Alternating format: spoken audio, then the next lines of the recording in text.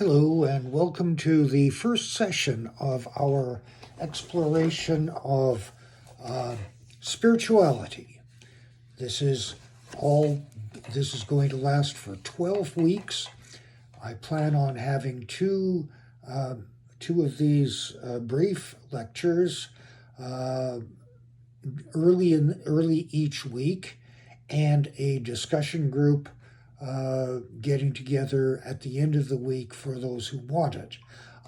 Jess, my wife, is currently just checking out how easy it would be to set up a special group for us to have a private discussion, a text discussion outside of that.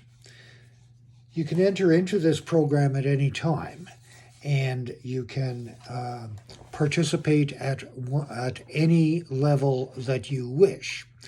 Simply coming to the sessions once or twice a week. They're going to be very short, about 10 minutes, the kind of thing that you can watch on your phone over your morning coffee. If that's satisfactory to you, then that's sufficient. If you want to go a little bit deeper, you can enter into discussion either online in the written form or at the end of the week when we have a group discussion. Another way of going even deeper is to get the book that I'm using. This is based on Jesus 24/7. Oop, that shows up backwards, doesn't it? This is a short course in faith for the questing Christian. It's written by David Bruce. If you buy the book, it's from UCRD, the United Church Publishing House, and it'll cost you about $7. It's a study guide of the whole issue of spirituality. David Bruce based his book on a new creed from the 1988 Statement of Faith from the United Church, and he's taken one or two lines for each as the heading for each chapter.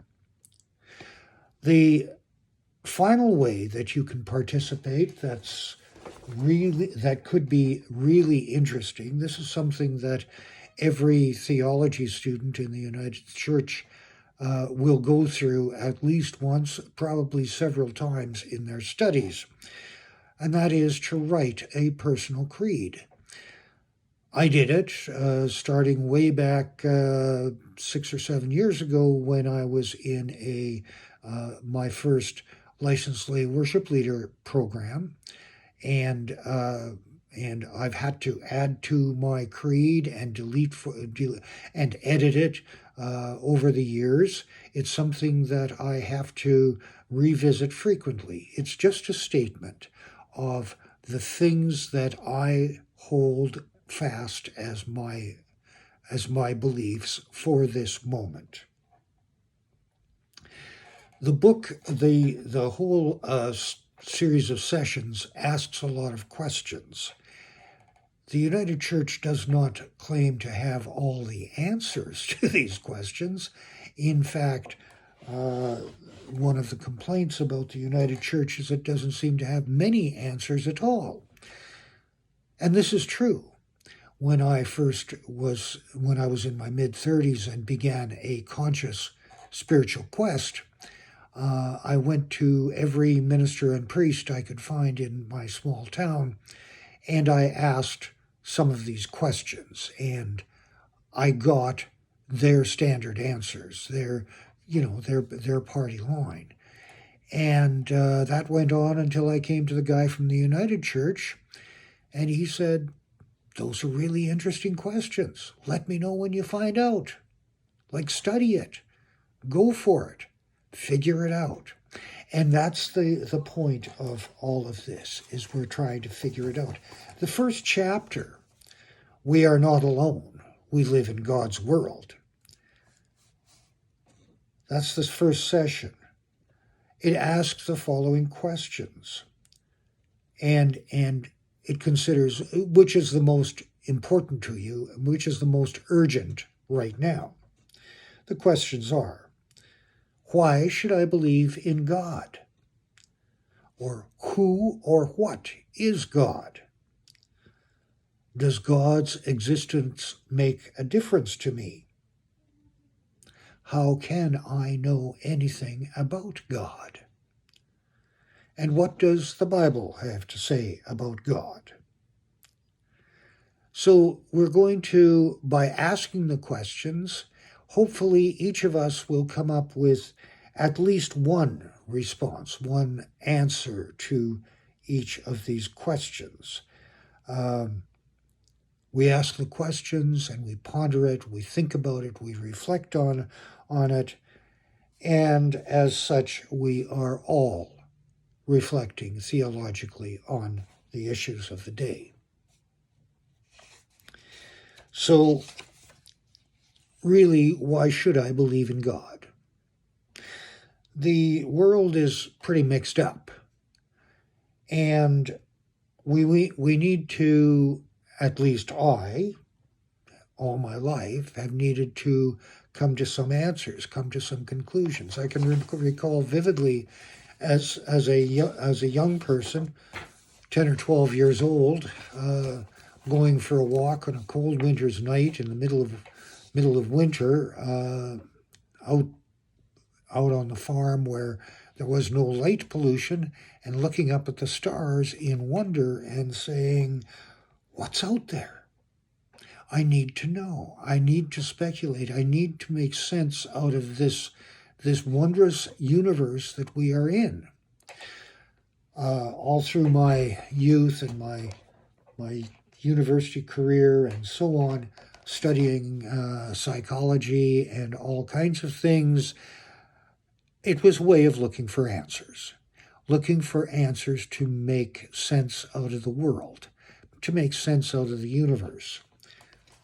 And eventually, I was in my mid-30s, I went on a spiritual quest as a way of looking for answers.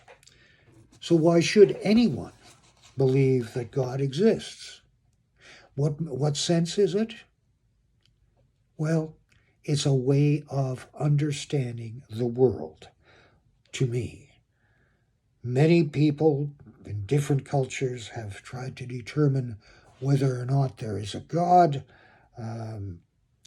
There seems to be a meaning to life. There seems to be more than meets the eye. And that's what we're here to explore. I'm not here to answer any of your questions. That's your job. My job is to guide the discussion and ask the questions. So the next question is, who or what is God?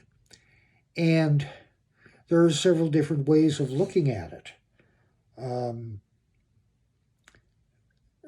There is the first way is the general thought that the existence of God is an explanation for everything.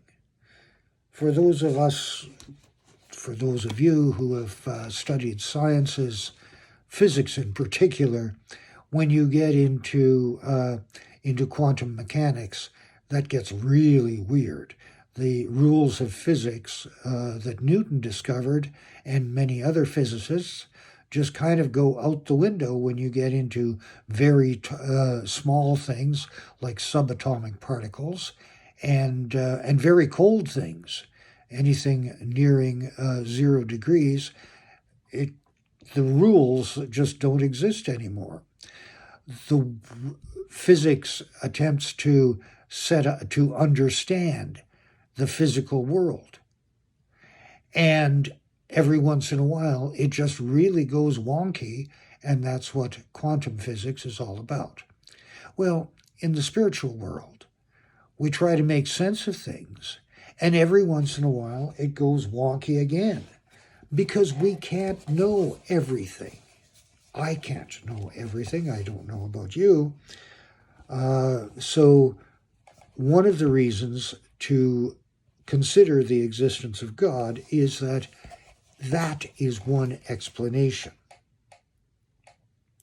Now, another explanation is that human values, the things that we hold dear and near to us as human beings, that points to the existence of God. Values respecting human life, respecting other people, respecting property, respecting nature, etc., even though sometimes those values seem to go wonky, the persistence of human values points to the existence of God in some form. The author, David Bruce, has a third idea. God's existence is a logical necessity. I'll just read to you the sentence. Once you understand what is meant by the term God, you have to admit that God exists.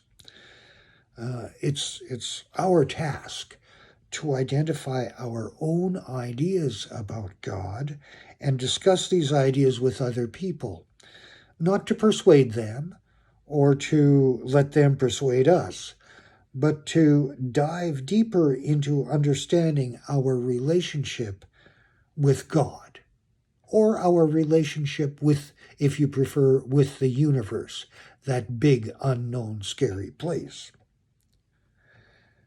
Now, some of us, as we reflect on our daily lives, we know that we have experienced the hand of God, the presence of God in our lives.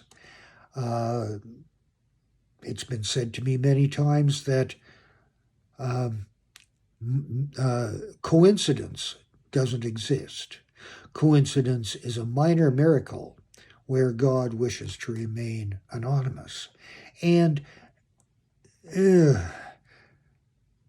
I know that each of us has had those experiences where, wow, things just fell into place, as if the hand of God was in on it. We've poets and theologians and story writers and mystics all have, throughout the ages, have talked about the existence of God because we have had those experiences. So we'll stop there for today. For tomorrow, tomorrow or Wednesday, I will have the last part of the chapter in another brief video.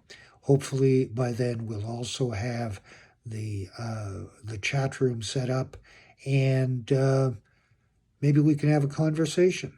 That's what this is all about, having a conversation about God and about ourselves. Thanks for watching, and hope to see you tomorrow. Hope we can get into some good conversation. You take care. Bye-bye.